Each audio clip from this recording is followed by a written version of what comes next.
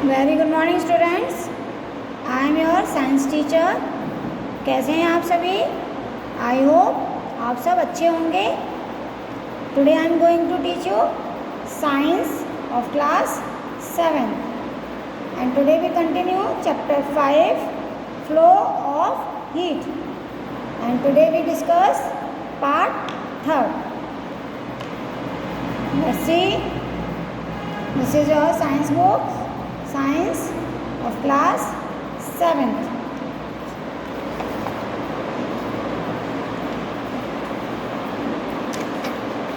This is the chapter number 5.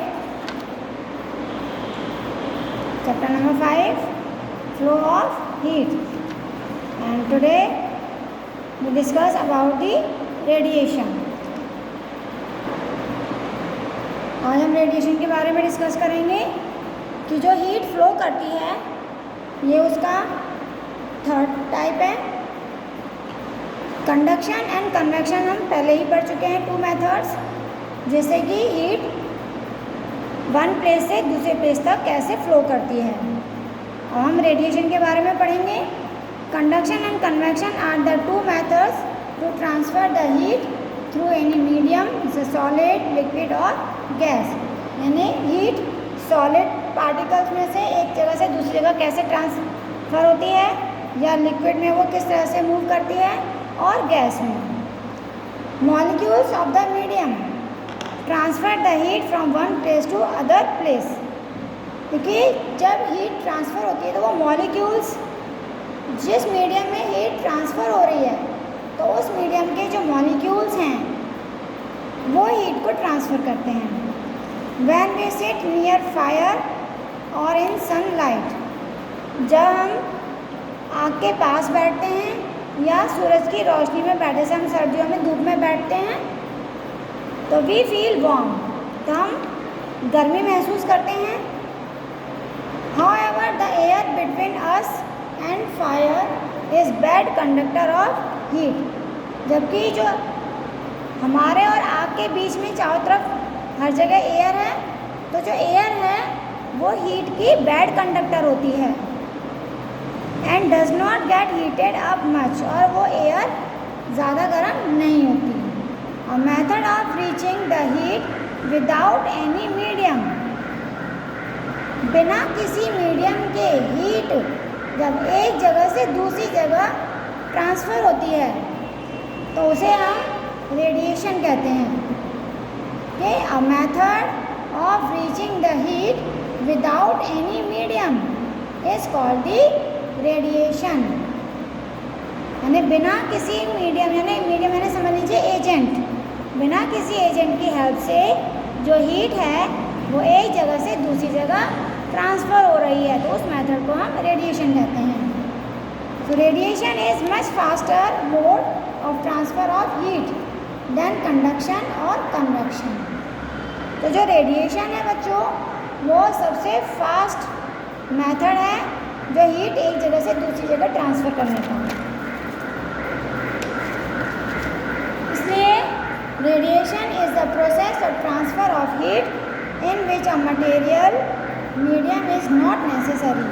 तो जिस material में हीट को ट्रांसफ़र किया जा रहा है उसमें मीडियम की ज़रूरत नहीं है रेडिएशन के लिए। Heat is directly transferred from one place to another place. Heat directly बिना मीडियम के ही एक जगह से दूसरी जगह ट्रांसफ़र हो जाती है। In fact all bodies emit energy, कि जो और सभी बॉडीज़ हैं वो एनर्जी को, उसमें से एनर्जी निकलती है।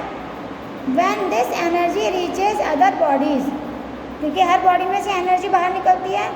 जब मान लीजिए हम हैं, हमारी बॉडी से एनर्जी बाहर निकल रही है, तो जब हमारी बॉडी की एनर्जी दूसरी बॉडीज़ तक पहुंचती है तो some part is reflected towards the environment, तो कुछ पार्ट हमारे एनवायरनमेंट में रिफ्लेक्ट करता है and the remaining part is absorb by the body, और कुछ पार्ट दूसरी बॉडी तक पहुँच सकते हैं। The absorbed energy increase the temperature of the body, तो जो एनर्जी दूसरी बॉडी तक पहुंचती है वो हमारी बॉडी का टेम्परेचर बढ़ा देती है। And dark object are better absorber of heat radiation than brighter object. इसलिए डार्क कलर के जो ऑब्जेक्ट होते हैं वो हीट को ज़्यादा एब्जॉर्ब करते हैं ब्राइटर ऑब्जेक्ट, मतलब जो ब्राइट कलर के ऑब्जेक्ट्स होते हैं उनके कंपैरिजन में। So light coloured object radiate more energy. इसलिए जो कलर वाली चीज़ें होती हैं वो ज़्यादा एनर्जी को एब्जॉर्ब करती हैं। अब देखिए इस मेथड का यूज़ कहाँ कहाँ किया जाता है हमारी प्रैक्टिकल लाइफ में। Practical application of radiation. First, we wear light coloured clothes और white clothes in summer.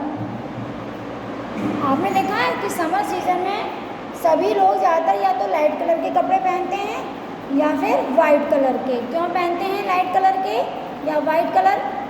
Because they reflect most of the heat energy. क्योंकि वो जो सामने से जो हमें एनर्जी हमारी बॉडी तक आ रही है उसे वो वापस लौटा देते हैं, रिफ्लेक्ट कर देते हैं, यानी एनर्जी को अपनी बॉडी के अंदर नहीं आने देते। And absorb only little part of heat energy. और मतलब पूरा तो रिफ्लेक्ट नहीं करते हैं लेकिन उसमें से बहुत ही कम एनर्जी हमारी बॉडी तक पहुंचती है, बाकी एनर्जी वो वापस कर देते हैं, लौटा देते हैं, जिससे कि हमारी बॉडी को हीट कम मिलती है। So we feel cool. तो हमारी बॉडी का टेम्परेचर बहुत कम बढ़ेगा जिससे कि हम ठंडक महसूस करेंगे, यानी कि हम बहुत ज़्यादा हमें गर्मी नहीं लगेगी। And comfortable in these clothes. और इन कपड़ों में हमें फिर कंफर्टेबल यानी कि आराम महसूस होता है। Whereas dark colour clothes, उसी जगह अगर हम डार्क कलर क्लोथ्स पहनते हैं यानी कि गहरे रंग के कपड़े पहनते हैं तो absorb most of the heat and reflect a very little heat energy. तो उसमें उल्टा होता है, यानी कि सामने से जो एनर्जी हमारी बॉडी तक आ रही है वो ज़्यादा से ज़्यादा एनर्जी को एब्जॉर्ब करेंगे, यानी कि अपनी बॉडी के अंदर खींचेंगे और बहुत ही कम एनर्जी को वो वापस भेजेंगे। तो जब ज़्यादा एनर्जी अपनी बॉडी में जाएगी तो हमें हमारा टेम्परेचर ज़्यादा बढ़ जाएगा और हमें गर्मी ज़्यादा लगने लगेगी। So therefore in winters we prefer dark clothes to keep ourselves warm. इसलिए बच्चों हम विंटर सीजन में डार्क कलर के क्लोथ्स पहनते हैं जैसे कि ज़्यादा एनर्जी एब्जॉर्ब करते हैं और हमारी बॉडी का टेम्परेचर ज़्यादा बढ़ता है और हमारी बॉडी गर्म रहती है। तो अपने आप को गर्म रखने के लिए हम डार्क कलर के क्लोथ्स पहनते हैं विंटर में। तो अब बच्चे समझ में आया कि डार्क कलर के क्लोथ्स हम विंटर में क्यों पहनते हैं और लाइट कलर के क्लोथ्स हम समर सीजन में क्यों पहनते हैं, यही रीज़न है। इसके बाद देखिए next, the base of a cooking utensil is painted black. आपने कहा कि जो खाने के बर्तन होते हैं उनका जो बेस यानी कि जो नीचे का पार्ट होता है वो ब्लैक होता है, ब्लैक पेंट किया हुआ होता है। क्यों होता है बच्चों? क्योंकि ब्लैक डार्क कलर में है। Because it absorb more heat and hence cooking become fast. क्योंकि वो गर्मी को ज़्यादा एब्जॉर्ब करेगा और हमारा खाना जल्दी पकेगा। And save heat energy. और जब खाना जल्दी पकेगा तो हमारी गैस बचेगी, एनर्जी बचेगी हमारी। इसी तरह से थर्ड है, the back of refrigerators are coloured dull back to radiate heat effectively and cool down the refrigerators pipes. तो देखो रेफ्रिजरेटर का जो बैक है वो उसका जो कलर होता है वो डल होता है, यानी कि बहुत ही लाइट कलर में होता है, क्योंकि वो हीट को रेडिएट करता है जिससे कि रेफ्रिजरेटर को वो ठंडा रखता है। फोर्थ में है, the heaters are provided with the polished metal surface. तो जो हीटर होते हैं इनका जो ये मेटल सरफेस होता है ये डार्क कलर से पॉलिश किया हुआ होता है, जैसे ब्राउन कलर से पॉलिश हो रहा है। बिहाइंड हीटिंग एलिमेंट, और ये हीटिंग एलिमेंट के जो पीछे वाला पार्ट है this surface reflects almost all the radiate heat from the element that falls on it. तो डार्क कलर से इसलिए पॉलिश किया होता है जिससे कि ज़्यादा से ज़्यादा हीट हीट को एब्जॉर्ब करे। This makes the room heater more effective and room becomes more heated. तो इससे जो हमारा रूम है, जो रूम हीटर होते हैं, जैसे ये रूम हीटर है तो ये ज़्यादा हीट को एब्जॉर्ब करता है और हमारा रूम गर्म रहता है। इसी तरह से थर्मस फ्लास्क, देखो ये पिक्चर्स है बच्चों थर्मस फ्लास्क की। थर्मस फ्लास्क तो आपने देखे होंगे, ज़्यादा सभी के घरों में होते हैं। जिसमें देखिए इसकी ये पिक्चर्स बनी हुई है, ये बाहर की कास्टिंग है, यानी कि बाहर का जो पार्ट है ये, और ये अंदर देखो ये बॉटल टाइप में बनी हुई है। ये बॉटल और इसके बीच में देखो यहाँ पे स्पेस दिया हुआ है, ये जगह छूटी हुई है। ये हमारा क्या है, स्टॉपर, यानी जब हम किसी भी लिक्विड को हम डालते हैं तो इसके अंदर से जाते हैं, इसके अंदर से ही बाहर निकलती है। स्टॉपर है, ये बॉटल की तरह शेप है, ये खाली होती है जिसमें चीज़ भरी जाती है। ये जो वॉल है, अंदर की जो बॉटल है ये बहुत चौड़ी होती है, बहुत थिक होती है, डबल वॉल की होती है, मतलब कांच, डबल कांच की वॉल होती है। और इसके अंदर ये जो है, इसकी जो दीवार के अंदर सिल्वर कोटिंग होती है। अब देखिए इसके बारे में हम, ये किस तरह से वर्क करता है। A hot object loses heat to the surroundings by conduction, convection and radiation. देखो कोई भी गर्म चीज़ अपनी हीट को लॉस करती है, यानी गर्म चीज़ से हीट ठंडी चीज़ की तरफ जाएगी तो वहाँ से हीट क्या होगी, लॉस हो गई, यानी कि कम हो गई।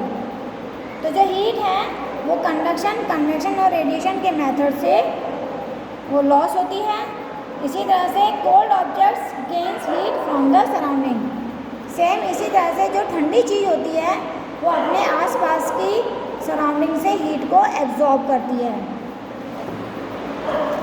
देखिए, the vessel which is use to keep a hot liquid hot and a cold liquid cold for long time.